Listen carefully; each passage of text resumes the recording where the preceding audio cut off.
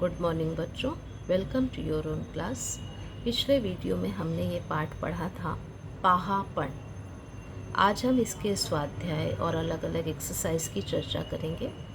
जैसे कि आप जानते हैं यह एक चित्रकथा है। ही एक चित्रकथा अर्थात चित्रवाचन है। या चित्रकथेतून डोळ्यांची काळजी कशी घ्यावी हा संदेश आपल्याला मिळतो। चित्राद्वारे आकलन होते।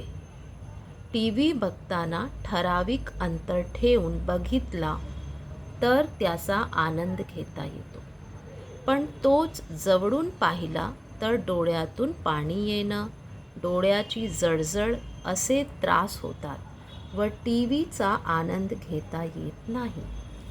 यह एक चित्रवाचन है और इस चित्रवाचन से हमें ये समझ में आता है कि आँखों का ध्यान कैसे रखें।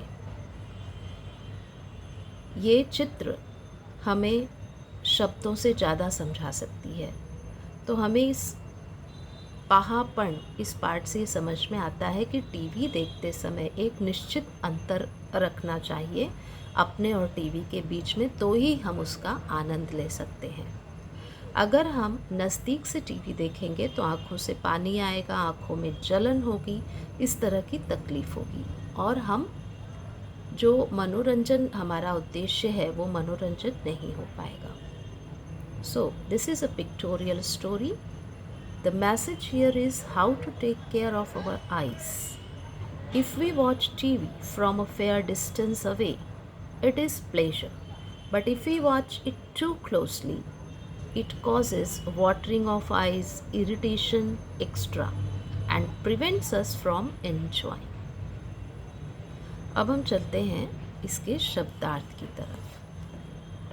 शब्दार्थ है दूरदर्शन अर्थात टेलीविज़न, आवडीचा फेवरेट मतलब पसंद का, दुखणे अर्थात दुखना या पेनिंग, त्रास इरिटेशन होना तकलीफ़ होना, जवड़ून मतलब नज़दीक से, टू क्लोज बहुत नज़दीक से, टक लावून पाहणे अर्थात एक टक सतत देखना, वॉचिंग कंटिन्यूअसली, कोई चीज़ एक टक लगातार देखना बिना पलक झपकाए। और अक्सर ऐसा होता है कि जब आप गेम खेलते हो या कोई भी प्रोग्राम आपके पसंद का चल रहा है या कार्टून है, अक्सर गेम में ऐसा होता है कि बच्चे एक मिनट निगाह इधर उधर नहीं करते और एक टक मोबाइल पर देखते रहते हैं या स्क्रीन पर देखते रहते हैं, जिससे छोटे से छोटी उम्र में बच्चों को आँखों की तकलीफ़ हो जाती है। इसलिए इन सावधानियों का ज़रूर ध्यान रखेंगे।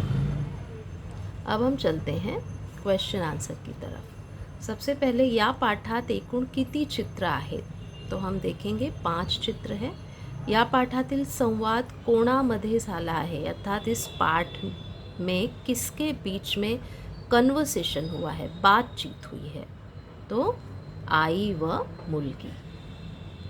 टीव्हीवर कोणाचा आवडीचा कार्यक्रम लागला होता, तो टीवी पर मीनू के पसंद का कार्यक्रम लगा था। प्रश्न क्या है, टीवीवर कोणाचा आवडीचा कार्यक्रम लागला होता, टीवी पे किसके पसंद का कार्यक्रम लगा था, आंसर होगा हमारा मीनू के।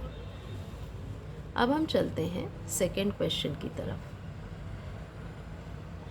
टीवी जवळून पाहिल्याने काय होते, टीवी नज़दीक से देखने पर क्या होता है, हमारा आंसर क्या है, टीवी जवळून पाहिल्याने डोळे दुखतात। अब सिर्फ टीवी आप नहीं लिखेंगे, मराठी में टीवी को देखिए किस तरह से लिखा गया है। आधा व और ह ये संयुक्ताक्षर इसे हम कहते हैं, तो व और ह को मिला के अर्थात टीवी। टीवी जवळून पाहिल्याने डोळे दुखतात, टीवी नज़दीक से देखने पर आंखें दुखती है। सेकंड क्वेश्चन, मीनूला डोळ्यांचा कोणता त्रास होत होता, मीनू को कौन सी आँखों की तकलीफ़ हो रही थी, तो मीनूला डोळ्यातून पाणी येत होते अर्थात मीनू के आँखों से पानी आ रहा था। मीनू काय करत होती, तर मीनू टीवी बघत होती। मीनू ने आईला हाक का मारली? मीनू ने आई को क्यों बुलाया? तो डोळे दुखत असल्यामुळे मीनूने आईला हाक मारली. आँख दुख आँख दुखने के कारण मीनू माँ को बुला रही थी. अब हम चलते हैं अपने नेक्स्ट क्वेश्चन की तरफ. चित्र ओळखून टीव्ही वरील कार्यक्रमाचे नाव सांगा. सबसे पहले इसे देखकर ही आप समझ जाएंगे. इस प्रोग्राम का नाम है छोटा भीम.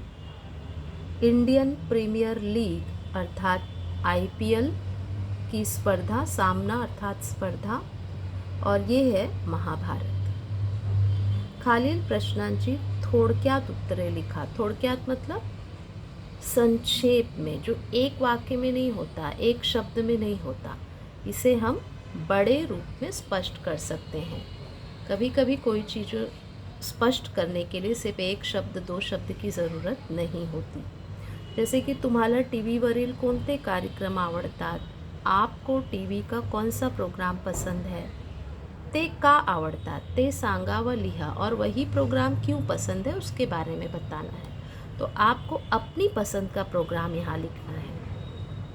जैसे कि आम्हाला टीव्ही वरील खेळ, विज्ञान, लहान मुलं व नृत्याचे कार्यक्रम आवडतात. हमें टीवी पर खेल, विज्ञान जगत की खबरें, छोटे बच्चों के कार्यक्रम या डांस के कार्यक्रम पसंद हैं. कारण, अब क्यों पसंद है? क्योंकि त्यात ज्ञानाबरोबरच रंजनही असते. अभी रंजन अर्थात मनोरंजन, क्योंकि उसमें ज्ञान के साथ साथ मनोरंजन भी होता है. आमच्या वयाची मुलं काही अचाट करून दाखवतात, त्यावरून आम्हाला प्रेरणा मिलते.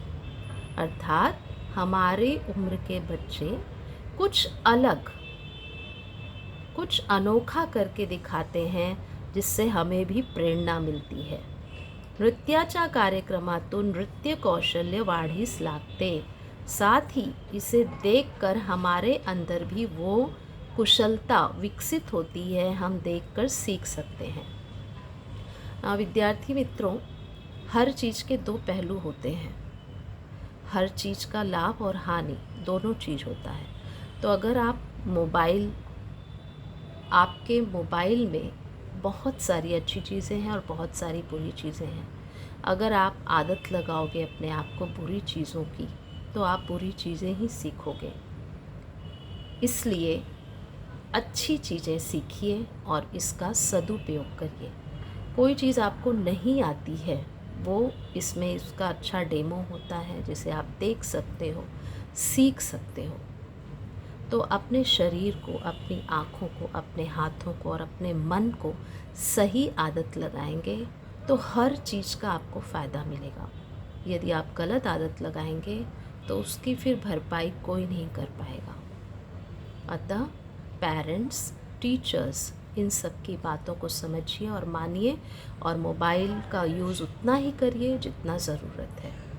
कुछ नया सीखने के लिए करिए, लेकिन उसका भी एक टाइम टेबल होता है कि अगर मुझे ये चीज़ सीखनी है तो दिन भर में आधा घंटा मैं इसमें से सीखूंगी. जैसे आप कोई डांस क्लास ज्वाइन करिए, कराटे क्लास ज्वाइन करिए, उसका भी एक समय होता है, आधा से 1 घंटा. तो अगर आपने कोई चीज़ इसमें से सीखनी भी चाहिए तो उसका एक नियमित टाइम रखिए. जैसे 30 मिनट तो 30 मिनट, उसके बाद हमें बंद कर देना है. चाहे कितनी भी इंटरेस्टेड चीज़ चल रही हो, हमें बंद कर देना है मोबाइल. मैं समझ सकती हूँ और ये होप करती हूँ, ये उम्मीद करती हूँ कि आप ज़रूर इसी तरह से करेंगे. चलिए हम नेक्स्ट क्वेश्चन की तरफ भी थोड़ा देख लें. टीव्ही पाहताना कोणती काळजी घ्यावी, अर्थात टीवी देखते समय हमें क्या ध्यान रखना चाहिए. तो सबसे पहले टीव्ही पाहताना नेहमी दूर बसून पाहावा, म्हणजे डोळ्यांना त्रास होणार नाही, डोळ्यातून पाणी येणार नाही. टीव्ही एकटक पाहू नये, त्यामुळे डोळे दुखतात. दूर बसून टीव्ही पाहावा, सतत टीव्ही पाहू नये. अर्थात टीवी देखते समय हमें कौन सी बातों का ध्यान रखना है. टी व्ही पाहताना नेहमी दूर बसून पाहावा, म्हणजे डोळ्यांना त्रास होणार नाही. टी व्ही हमेशा दूर से देखिए, जिससे आँखों में तकलीफ न हो. डोळ्यातून पाणी येणार नाही, आँखों से पानी भी नहीं आएगा. टी व्ही एकटक पाहू नये. टी व्ही ही क्या, कोई भी स्क्रीन हमें लगातार एकटक नहीं देखना चाहिए, जिससे हमारी आँखें दुखने लगती है. तो हमेशा दो चीज़ों का ध्यान रखिए कि हमेशा दूर बैठकर टी व्ही देखिए और एकटक टी व्ही मत देखिए. अब हम कुछ समानार्थी शब्दों पर विचार करते हैं. खालील शब्दांचे समानार्थी शब्द लिहा. जैसे की आवड, रुचि, डोळे, नेत्र, नयन, दूर, लांब. समानार्थी अर्थात समान अर्थ वाले शब्द. आवड़ मतलब पसंद और रुचि मतलब भी पसंद, पर यहाँ च पे बड़ी की मात्रा है. मात्राओं का ध्यान देना बहुत ज़रूरी है. आवड़, रुचि.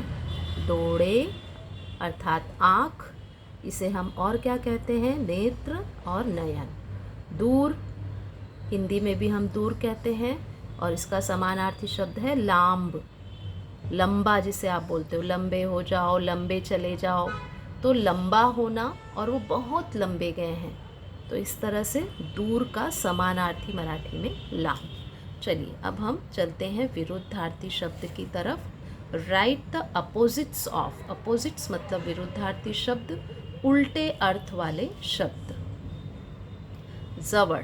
जवळ मतलब होता है नज़दीक, तो इसका उल्टा क्या हो जाएगा, लांब या दूर. लौकर. लौकर मतलब जल्दी करिए, जल्दी जल्दी, और उसी का अपोजिट हो जाएगा उशीरा अर्थात देर से. लौकर, उशीरा. आवड, नावड मतलब पसंद, नापसंद. अब है खालील शब्दांना इंग्लिश पर्यायी शब्द लिहा. निम्नलिखित शब्दों के इंग्लिश में जो मीनिंग वाले शब्द हैं वो शब्द हमें लिखना है. जैसे दूरदर्शन को हम क्या कहते हैं, टेलीविज़न. डोळे, आइस, कार्यक्रम, प्रोग्राम. इस तरह से ये स्वाध्याय यहाँ पे पूरा होता है. मिलते हैं नेक्स्ट पार्ट के साथ नेक्स्ट वीडियो में. तब तक सभी आप अपने आँखों का ध्यान रखिए. Thank you.